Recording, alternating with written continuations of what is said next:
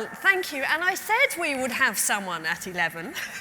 And we do have someone at 11. And Lucy, can I thank you so much for clearing your diary and dropping everything. And as Economic Secretary to the Treasury, but more importantly, as City Minister, you are the perfect person for us to have here with us today. So thank you so much for joining us at the first ever, and I hope not the last, Global Risk Summit. But welcome very much to City of London and to Risk Week. Thank you so much, Sue, and it's a real pleasure to be here, but it's a pleasure also, Sue, I hope you don't mind me saying, to share a stage again with you. And, you know, I'm sure many in the audience will agree that the dynamism and the energy and most of all, for me, the emphasis that you put on broadening opportunity, all of those things that you brought to the role are absolutely fantastic. So it's always good to share a stage with you, Sue. And look, it's a particular pleasure to be here with you all today because this summit is, of course, incredibly important. We've got the international context, kind of, you know, increasing risk in supply chains, increasing levels of volatility, which we can come on to. But we've also got, huge strengths in this area as the City of London, as the UK in our insurance sector, our ability to manage risks. And I think the summit is really a perfect opportunity to be able to showcase what we do in this regard. And you'll forgive me for adding, it's also a particular pleasure to be here and not in Westminster today. But let's stick to managing risk in this context, shall we? Which is probably the safer ground for me. Okay, brilliant. We can keep you here for quite a while if you like. Wow. So, do stay for lunch. Yeah. So Lucy, you know, we are clearly in a period of heightened geopolitical uncertainty. Yeah. Everything we're seeing from the increased conflict or the ongoing conflict in Ukraine now to obviously the Middle East, and that's really fragmenting our trade and our supply chains. And it's now not feeling like a series of shocks. It's feeling as if this is the way that the world is and will continue to be. And when you look at that data as well, the kind of losses behind that regularly run into hundreds of billions of pounds. And half of those losses are actually, sadly, still non-insured. But I think that really underlines why risk transfer and the London market actually matter. The stability they can bring to that and the underpinning still of growth. But it'd be interesting to know from your perspective, how do you see like the ongoing global risk environment at the moment, and what kind of impact can it have on the UK economy? Yeah, so I referred to the increasing levels of global instability and volatility that we're seeing, and everyone here will be very familiar with exactly what's going on in that regard. But you referred to Ukraine. I mean, yeah. I was referring just then to what we're seeing in the Middle East, but Ukraine, this is kind of, all these things are becoming increasingly frequent, these shocks, and these disruptions to supply chains. And this, the fact of all these things coming together on an increasingly frequent basis is exactly why the Chancellor has referred to what we're living through at the moment as the age of insecurity. And of course, these things are not just confined to a particular area of the economy. They are affecting my constituents in Northampton North. They're affecting people right across the country, but from energy bills to all the other things we're used to talk about in the context of the cost of living. And then you sort of, that's what's sort of going on up here. But then you've got all the longer term stuff in terms of the issues that we've had with anemic growth over recent years in this country, the productivity challenge, and the coming together of those two things is really this cocktail of pressure that puts on for living standards, I should say. Now, the Chancellor, since she's been in post, she's been talking an awful lot about economic resilience. She's continuing to do that, and she's made some really important moves, including in the context of the last budget, to strengthen our resilience. We are now in a better place than we would have been absent some of those changes. But what is really, really critical is that ongoing work that is, led from 10 Downing Street, but present in number 11 and indeed across government as well, to work with our international partners to get to, de-escalate some of these international crises, and in turn to have the impacts that we want to see ultimately on pressures in living standards. So I think that is, sorry if that's a little bit depressing, but I think that really is the domestic and international context that we need to be taking proper account of for the purposes of it's the backdrop to this summit today. I think we've heard some of those messages through this morning from other speakers and the panels as well. So picking up on a couple of words you used, like the age of instability. Insecurity. Insecurity, yeah. Okay, yes. So age of insecurity, and also the resilience that we actually need to develop. Yeah. And also thinking around UK business, the disruptions and the shocks to the supply chain and the ongoing impact it has on the UK. So I'm going to go to my favourite topic, being an insurer through and through. You may have mentioned it to me. I might have mentioned it. Your background. Okay, yeah. But I think sometimes insurance is kind of invisible because people don't realise it enables you to take risks. And now it allows businesses to establish, businesses to grow. It's the kind of backbone, but it's almost there silently, quietly, and people just take it for granted. But what do you see the role of insurance playing? Perhaps it's a leading question. I've told you it's my favourite topic or whatever.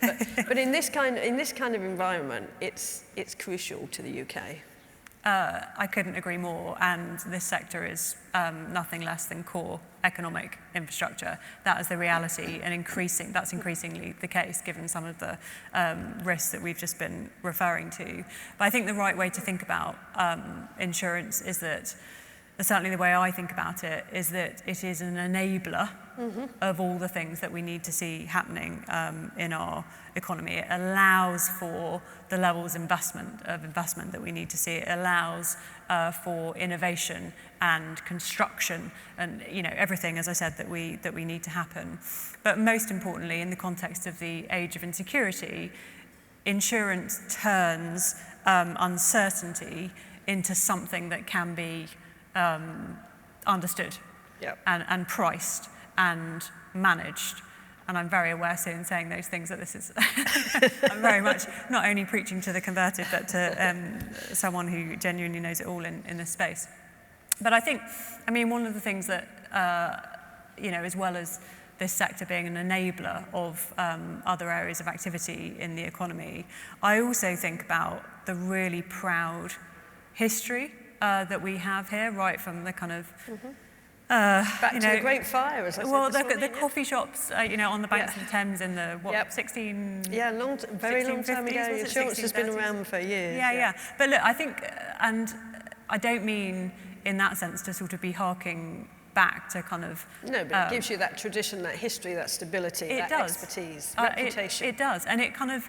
It leads to something else which I feel quite strongly about the entirety of our financial services sector, which is that we have been so successful in this space because we've continually innovated. Right from whatever it was, the 1650s onwards, if you look at each decade, you look at the progress that's been made, we have continually innovated, and that has allowed us to stay ahead. Now, what is absolutely key in my role, and indeed in the Chancellor's role, is to facilitate that continued innovation. And there is absolutely no, despite me saying we're world leading in this, that and the other, there is absolutely no grounds for complacency in this regard, because we know just how competitive the global environment is. We know how much other jurisdictions are seeking to take a bit of our pie, and making sure that they have that their sectors are particularly competitive. So for that reason, I think we in government have to be particularly vigilant to that competitive pressure and have to act accordingly. Yeah. We have to continue to enable the type of innovation which has allowed us to lead in this space, and that applies to the insurance sector just as it does to other areas. I think you've actually answered my next question, which was how important is innovation in insurance, because we're seeing AI, cyber, geopolitical risk. It's always at the top of board level agendas and discussions now. And I think you're right. So I think one of the strengths of the London market is it has that history, it has that expertise, it has that reputation.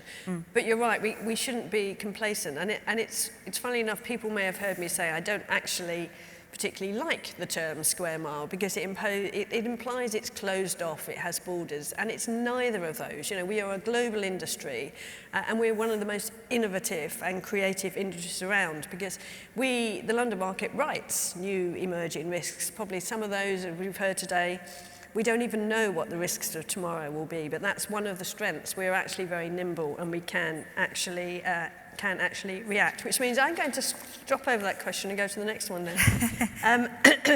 So when this role, I travel 50% of the time, and I have never used the word stability, trust, also the structure, predictability of our legal system quite so much overseas, because in a world that's increasingly seeing so much turmoil, those things matter. So what are your kind of core principles then, with that in mind, guiding your approach to the UK economy right now? Well, I'm going to hark back a little bit to what I said in answer to your previous question, and I mean this specific to financial services, but actually I think you can make a good argument that the rest of the economy needs a bit of this as well. And this is about dynamism.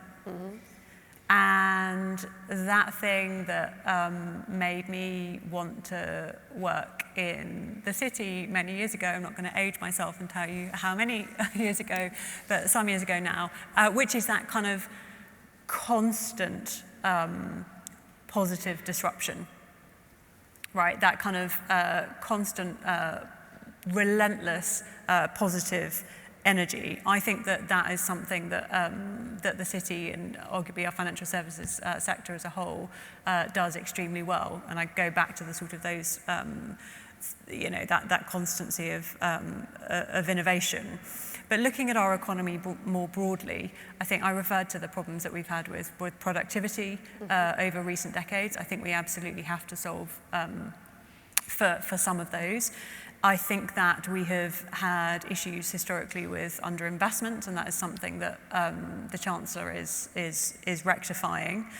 I think we need to continue to ensure, and this is the case, as I said, in the wider economy as well as in financial services, that regulation is an enabler of growth rather than something which is stultifying and indeed holding business back. I think we absolutely have to make sure that regulation is proportionate, and I think that that kind of exercise, for what it's worth, should be done on a pretty regular basis, because things can just build up. We know that.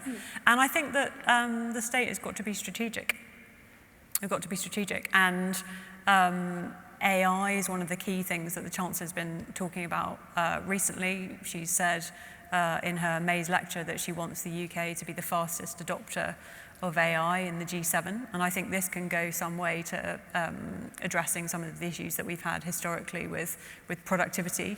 We've been very, very clear that we need to emphasise the fact of our wanting safe adoption of AI, and indeed some of the risks in this space have been brought right to the fore, right, by some of the discussions that have been had around mythos. But I think overall, that sort of the catalysing of AI adoption is going to be one of the things that drives the economy forward. But as I said before, with reference to the global environment, that is a point that goes out with financial services. This is something which applies to the entirety of the economy. It's an increasingly competitive global landscape, and we as government need to act with not only a clarity of purpose, but also an urgency to make sure that we are doing the very best for this country.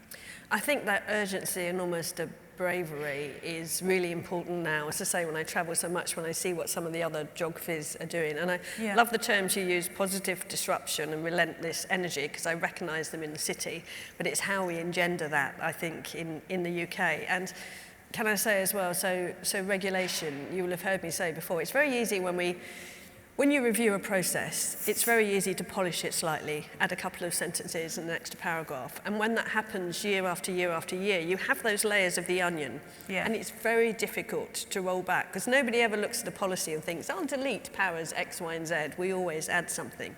But I think that bravery and that urgency, seeing what some of the other geographies are doing, and it's not to say we should completely emulate them, because I'm not a fan of deregulation. Simplification, the word you used, I am a fan of.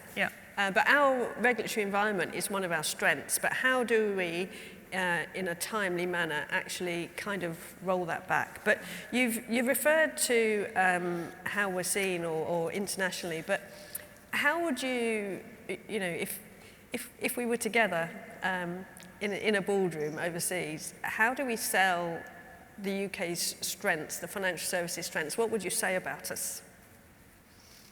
What would my core message be? I think that your question was financial services. Financial services. Let's take us back down to financial services. So I would say that the UK continues to be the most open and globally connected financial market in the world. We have got an incredibly proud history in this regard. We have deep pools of capital. We adhere to high international standards. And in the UK, you have a Lady Mayor and a City Minister and indeed a Chancellor who are absolutely committed to retaining and indeed growing the UK's abilities and reputation in this regard. I can make that snappier. I don't think you have to. I think that was really good. I will use that when I'm overseas next. But I think you're absolutely right. And one of the things that I've realised, I've said before, is that we in the UK are often too reticent to talk about our strengths. And we don't have to. I mean, every city and every country has its challenges. I'm not saying we should sugarcoat it, but exactly as you say, we have huge strengths here in London, whether it's liquidity, talent, the innovation we have. Rule of law. And we just need to be a bit less British and actually talk about some of those strengths, which hopefully we will do over the next few months. But can I take us to something else? So there is innovation happening globally at the moment. Obviously, we are still at the forefront. But also, we're seeing competition for looking at different structures, risk capital, structures like captives, insurance-linked securities. And we are doing, there's a side session on captives this afternoon, and I'm hosting an ILS roundtable later this week. Do you have any views on these new emerging structures? Yes, I do. Won't surprise you to know that. Look, I think captives and ILS are part of that modern risk management ecosystem, and that is exactly why we're taking forward reforms to captives and also reforming the risk transformation regulations. We're going to be launching the consultation on captives this summer. And part of the sort of driving force behind that is that increasing level of global competition that we referred to. But look, sort of out with that competition, this is just, we want London to be as good as we can possibly be in this regard, right? And both with captives and ILS, as I said, I think these are a really important part of the landscape and ecosystem that we need to ensure we are fully facilitating. Yeah, it's like climate resilience as well, because obviously London is a centre for climate resilience and risk. Absolutely, and this is this is something that we're known for, something that we put, or the Financial Stability Board, I should say, has put particular emphasis on, and I think it's a growth area for us, but as indeed are many of these other elements that have been covered, I know, this week as a whole, and in particular at the summit today. But it is good to see particular emphasis being put on captives and ILS. I should also say, while I have the opportunity, not least with reference to the consultation on captives, mainly because people in government don't say this enough, thank you to all of you in this room, not only for contributing in the way that you do to making this sector such a success in the way that we've been talking about, but specifically in engaging with all of us in government, all the officials in particular in the Treasury on some of these consultations, that I am very aware that there are quite a few consultations, but thank you for engaging and continuing to engage with these, because I am very firmly of the view that when we align decent public policy with business leadership, and you get the kind of engagement which we have from this sector, we get to a very, very good place. And frankly, we enable the kind of growth and prosperity that we need to see. So thank you. I'm about to have a coughing fit. Yeah, don't choke. Shall I get you some water? Here we go. Thank you, Lucy. Thank you very much. Not at all. I'm also aware that we are the only thing that stands between this room and a break. I see. Okay. So if I could perhaps just bring this session to a close. There's many people in this room deciding where to invest, insure, or deploy capital. Yeah. And we've talked about the uncertain world. So perhaps if you could just wrap up. You've talked about some of these things before, but why London? Why the city? And perhaps you could just touch on government's view of financial and professional services and insurance as helping drive growth in the city. Yeah, look, I think this is a good moment on which to close, actually, because because I can say, look, I think, or just I suppose take the opportunity to re-emphasise, in London we have this incredibly rich insurance ecosystem. We have our vibrant professional services sector. We have these really deep pools of expertise, and we have particularly innovative firms. And you also have, I hope, as I've gone some way to demonstrate to you today, a government which is 100% committed to the continued success of the insurance sector, and indeed the continued success of our financial services sector as a whole. And Lizzie, thank you. I think you proved it by dropping everything as City Minister to come and join us today. So on behalf of everyone here, I would like to thank you. And if you'd like to stay in the city for the rest of the day, you're more than welcome. Yes. Thank you.